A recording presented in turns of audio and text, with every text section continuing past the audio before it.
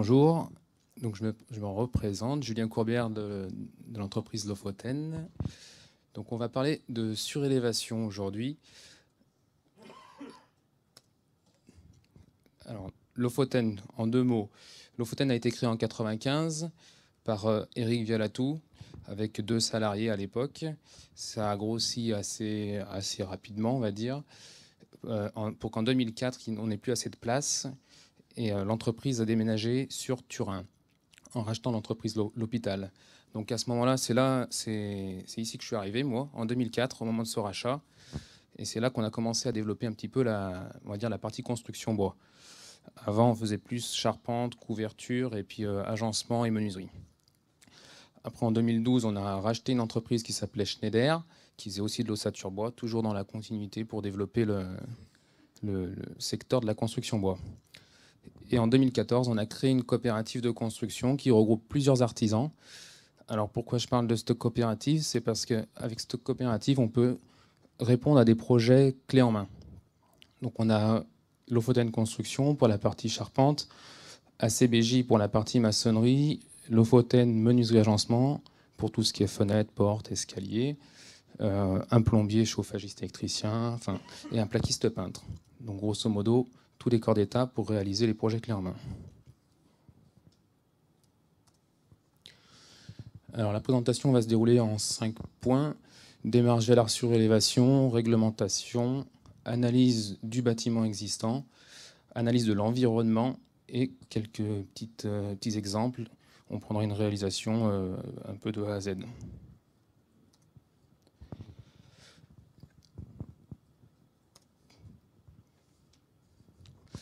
Alors, au départ, les clients qu'on peut rencontrer, leur problématique, c'est un problème de place.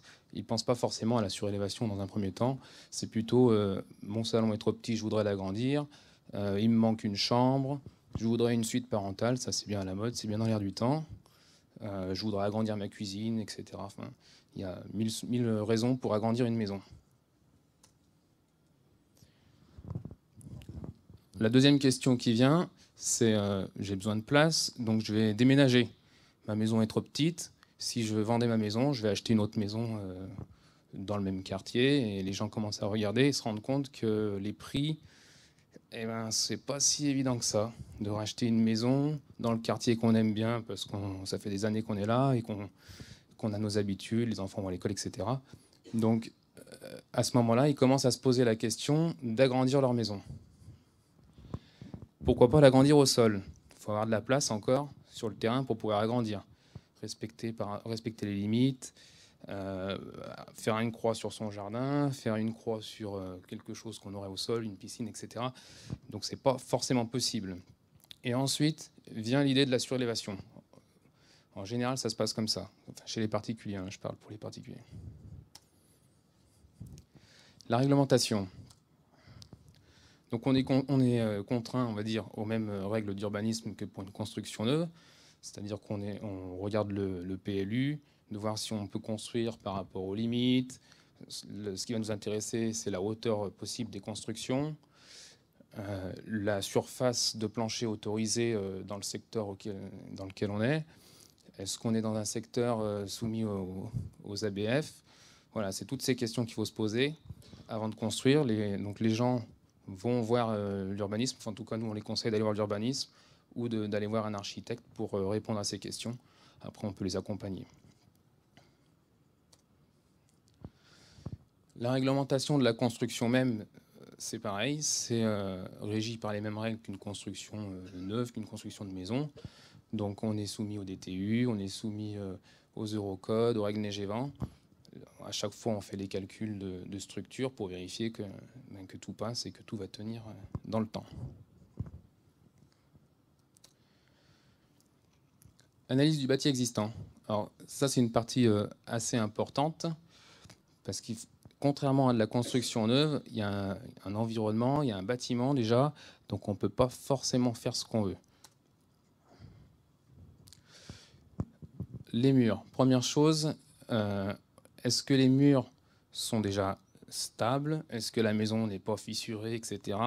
On va analyser un petit peu la maison existante, savoir de quelle année elle est, pour vérifier qu'on puisse bien se poser dessus et qu'il n'y ait pas de soucis ultérieurs. Vous voyez une fissure sur un mur, on va essayer de savoir d'où elle vient, pour pas qu'une fois qu'on les construit, cette fissure s'agrandisse ou qu'on vienne nous dire qu'on a créé une fissure qui n'était pas là avant. Alors les murs peuvent être de plusieurs types, hein, j'ai noté moellon, briques, pisé. En fonction de chaque mur, on va adapter la fixation de l'ossature. Je n'ai pas précisé une chose, c'est que nous on fait beaucoup d'ossature bois. La surélévation et l'ossature bois sont très compatibles parce qu'on ramène moins de poids justement sur les murs par rapport à de la construction maçonnée qui est beaucoup plus lourde. Deuxième chose, par rapport à l'ossature bois, les temps d'intervention sont aussi beaucoup plus rapides. On le verra après.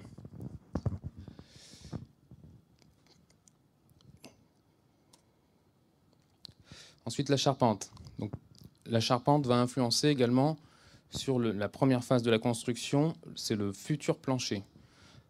On a grosso modo deux types de charpente. Chez nous, ça va être de la fermette ou de la charpente traditionnelle. Sur de la fermette, le cas qu'on voit sur la photo de droite, c'est assez simple. En plus, là, j'ai choisi une photo qui va bien. C'est une toiture de pan, c'est parfait. On vient mettre des poutres entre les charpentes pour raccrocher tout ça. À gauche, on a une charpente en fermette un peu plus complexe. Donc là, c'est en cours de construction. Donc là, on a d'autres soucis, d'autres réflexions à avoir pour pouvoir passer notre futur plancher sans faire tomber le plafond qui est en dessous.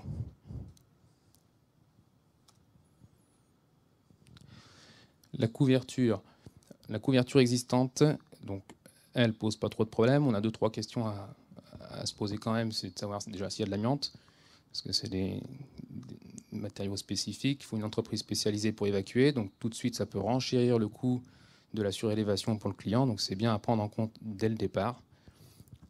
Et ensuite la dépose, ça c'est plus en phase méthode.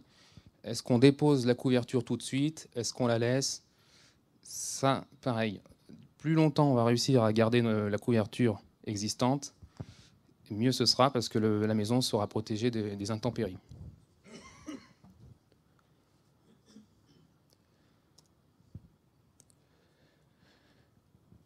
Alors le plancher existant, là on est dans le cas où c'est pas des fermettes sur cette photo, c'est-à-dire qu'il y a déjà des combles qui étaient pas très très hautes, donc on ne pouvait pas faire des pièces habitables réellement sur ces combles-là. La question qui va se poser sur le plancher, c'est est-ce que les solives existantes résistent? Bien souvent, quand c'est un grenier, la réponse est non.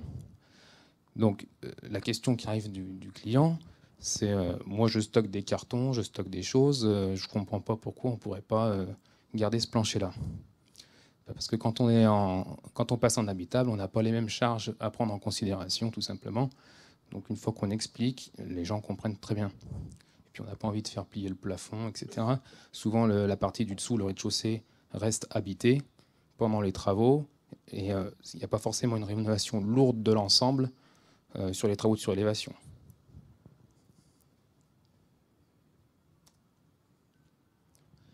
Analyse de l'environnement. Ce que j'ai appelé environnement, c'est l'environnement extérieur. Donc, comme je vous disais, sur une surélévation, il y a déjà du bâti, il y a déjà des haies, il y a déjà des arbres, des fils électriques, des poteaux. Donc tout ça, c'est à prendre en considération. On ne pourra pas forcément surélever toutes les maisons. Alors, on a des capacités. Alors nous, par exemple, on a un camion grue. Après, on peut louer des matériels spécifiques qui vont un peu plus loin, type grue aluminium ou des magnétous, des choses comme ça. Mais encore, faut-il avoir un accès? Il y a beaucoup d'endroits où on n'a pas accès au jardin qui est à l'arrière de la maison. Quand on est proche de la ville ou en ville, on n'a pas forcément un accès au jardin avec un Manitou. Donc, dans certains cas, il n'est pas forcément possible de surélever en préfabrication, comme on le voit sur la photo de gauche, là. Ce qui implique, quand on ne peut pas préfabriquer, que la phase où on n'aura pas le toit pour protéger l'habitation en dessous est plus importante, puisqu'on va venir construire sur place. Donc là, il est préférable de prévoir de réaménager l'ensemble des étages en dessous, parce que s'il pleut à l'intérieur, évidemment, c'est tout à refaire. Donc là, on prend en compte ce qui est fil électrique. On le voit sur la photo de droite, par exemple. C'est un projet où je suis allé il n'y a pas très très longtemps, là. le client souhaite surélever cette partie-là. On ne la voit pas bien derrière. Là, typiquement, avec un camion de rue, ça va être compliqué. Si on ne peut pas tout accrocher, ça va être compliqué. Là, on a imaginé une solution avec une grue aluminium qui permettrait de passer par-dessus les fils électriques, sachant qu'ils sont grosso modo à 10 mètres de haut. C'est un cas spécifique, mais qui est quand même assez fréquent autour de Lyon. Alors, dans Lyon, c'est vrai que les réseaux sont souvent enterrés, mais il y a beaucoup d'endroits où, d'un côté de la rue, on se retrouve avec les fils électriques. À gauche, on est plutôt sur Villeurbanne. Vous voyez, les poteaux, on n'a pas de fil. Mais il y a quand même le poteau, malheureusement, là, qui nous gêne à moitié, ou en tout cas, auquel il faut faire attention.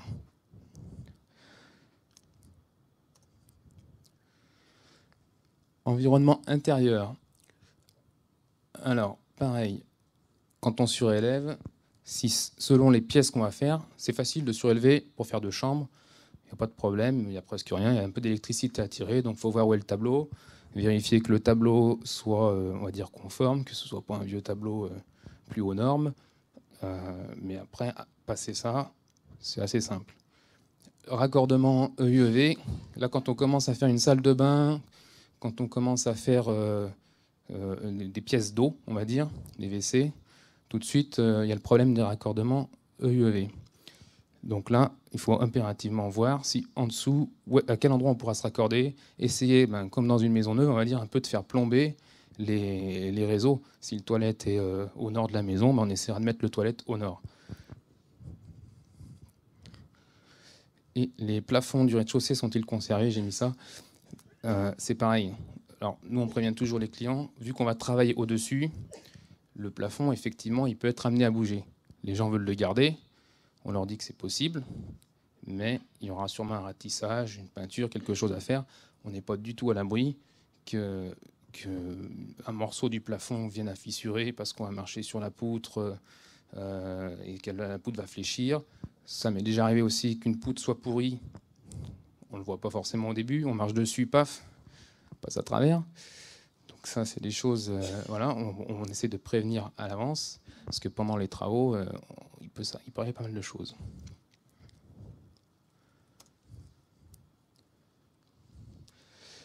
La vie pendant les travaux, la plupart du temps, les gens restent dans leur maison, ne vont pas déménager. C'est une question qui arrive aussi au départ. Est-ce que je vais devoir déménager pendant les travaux? En règle générale, non. On arrive toujours à faire les travaux avec les personnes à l'intérieur parce qu'on va travailler par le dessus et ensuite on ouvrira la trémie pour l'escalier. Donc ça veut dire qu'on travaille, on va dire, indépendamment. On ne va pas faire trop de poussière à l'intérieur tant qu'on n'a pas ouvert la trémie d'escalier. Par contre, le moment où on ouvre la trémie, aïe, aïe, aïe, il y a toute la poussière accumulée pendant des années qui arrive à tomber.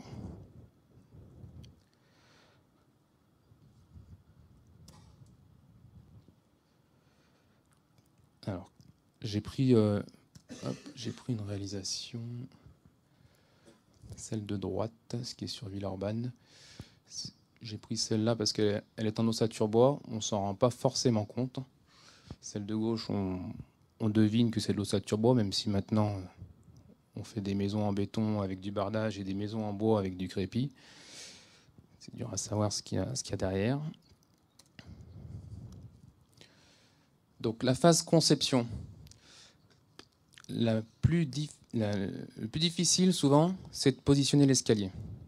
J'ai fait une diapo juste pour ça parce que c'est vraiment quelque chose de primordial. Surélévation, quasiment systématiquement égale escalier. Le cas à part, c'est quand on a un annexe sur un rez-de-chaussée et une partie principale sur 2 niveaux et qu'on surélève l'annexe, on va percer une ouverture dans le mur existant pour communiquer. Mais très souvent, il y a l'escalier à positionner. Et un escalier, un particulier ne se rend pas forcément compte de la place que ça prend. On arrive des fois sur des projets où les gens ont fait des petites esquisses, etc. Ils ont mis un escalier, ils ont dit là, à la place du placard, sur 2 mètres de long, ça va bien. Sur 2 mètres de long, on n'arrive pas à monter un étage. D'autant qu'en surélévation, souvent, on a l'étage qui est un petit peu plus haut pour pouvoir passer au-dessus des poutres existantes qu'il y a au-dessus, au-dessus des fermettes, etc. Donc souvent, on est un petit peu plus haut que dans une maison classique. Donc ça, c'est la première chose à positionner. On va perdre On va perdre quelques mètres carrés en bas, voire une pièce ou une demi-pièce. Donc ça demande aussi de réorganiser un petit peu l'espace du rez-de-chaussée aussi, ou du R+1 si on surélève pour être en R+2. Mais l'étage inférieur est réaménagé également un petit peu pour la surélévation.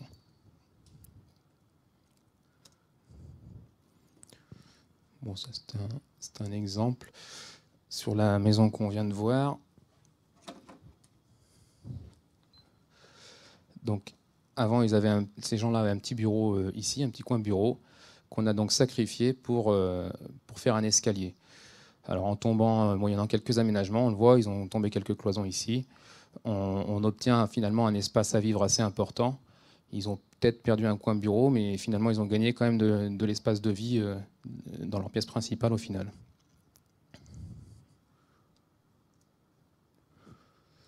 Et ça, c'est à l'étage.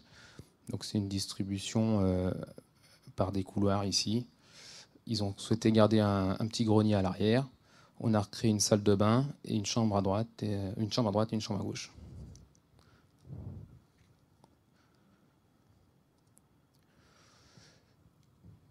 Donc la phase étude, on va définir le mode opératoire de l'intervention sur chantier, faire tous les calculs de structure.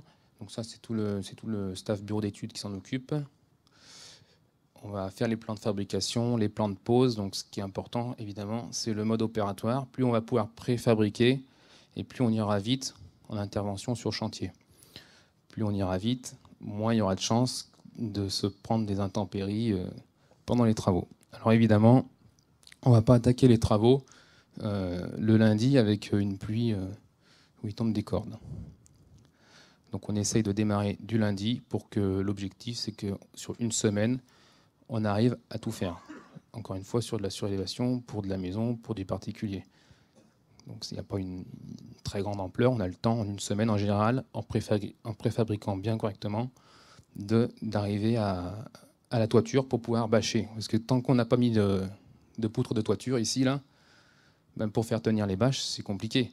Vous mettez une bâche ici, c'est bien, ça tombera tout par l'escalier, ou ça coulera tout de chaque côté de la bâche.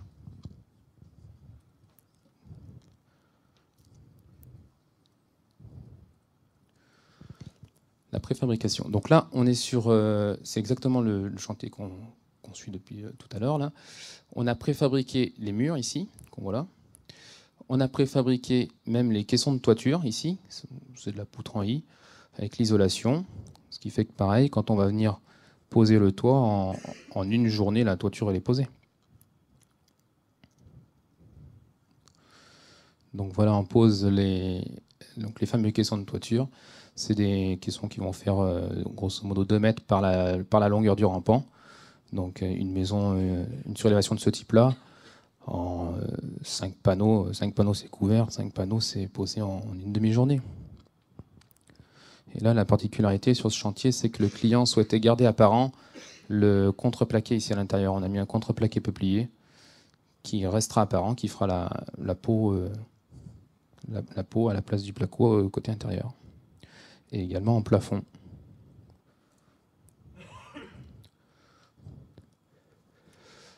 Donc là, on voit on peut bien distinguer la partie surélévation. On a même encore les chevrons, les anciens chevrons qui sortent ici. Toujours pareil, la charpente, on l'a démolie le plus tard possible pour pouvoir arriver au hors d'eau dessus. Donc là, on a l'écran, le litelage, le pare-pluie. Là, on est déjà un peu plus serein quand on en est à ce stade-là.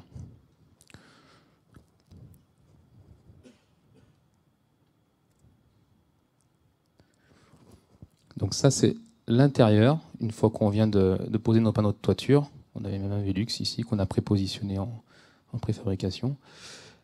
Là, c'était un chantier assez complexe au niveau du plancher. On peut voir ici un conduit de cheminée, ici l'ancien poinçon de la ferme. On est venu glisser ici des IPN, là et là, entre les solives. Donc on avait étampé le plafond, coupé les solives, tout ça sans esquinter le plafond qui était en dessous, avant d'ouvrir la trémie qui se situe par ici. Là. Donc les anciennes solives ont été conservées, on a mis nos IPN, et par-dessus nos IPN, on est venu mettre des poutres qui portent l'étage supérieur. Ça veut dire que l'étage inférieur, le plafond est toujours porté par les mêmes solives. Ces solives ont la même portée, donc il n'y a aucun problème au niveau des charges. Les nouvelles charges, elles seront remises par-dessus, sur les IPN qui ont été calculés pour ça.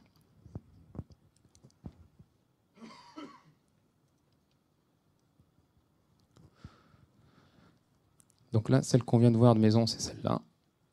On a fait un petit montage avant-après. Ils en ont profité pour changer les fenêtres au rez-de-chaussée, mettre des volets roulants. Souvent, dans une surélévation, il y a des petits travaux annexes. Changement de menuiserie, là, le crépier a été refait en entier. Aussi, au niveau de l'intérieur, il y a souvent des petites choses à rajouter. Et là, c'est une vue de l'autre côté, de côté rue. Donc, une fois que la surélévation est faite, moi, je peux dire aux gens, à telle adresse, il y a une surélévation, les gens passent, ils ne la voient pas.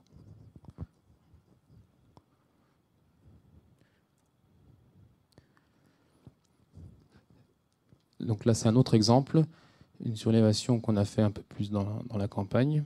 Donc à droite, c'était le garage du client. À gauche, c'était sa partie habitation. On est remonté sur sa partie habitation. Alors avec lui, je sais qu'on a passé pas mal de temps justement à positionner l'escalier. C'était pas évident de savoir quelle pièce sacrifier en bas. Donc là, on était sur des fermettes, pas très compliqué. On remet des porteurs de mur à mur. Une fois que ces porteurs sont posés, on lève nos murs, on arrive à la fermette sur la toiture. Donc là, il se trouve que dans les travaux annexes, on a refait aussi la toiture du garage en même temps.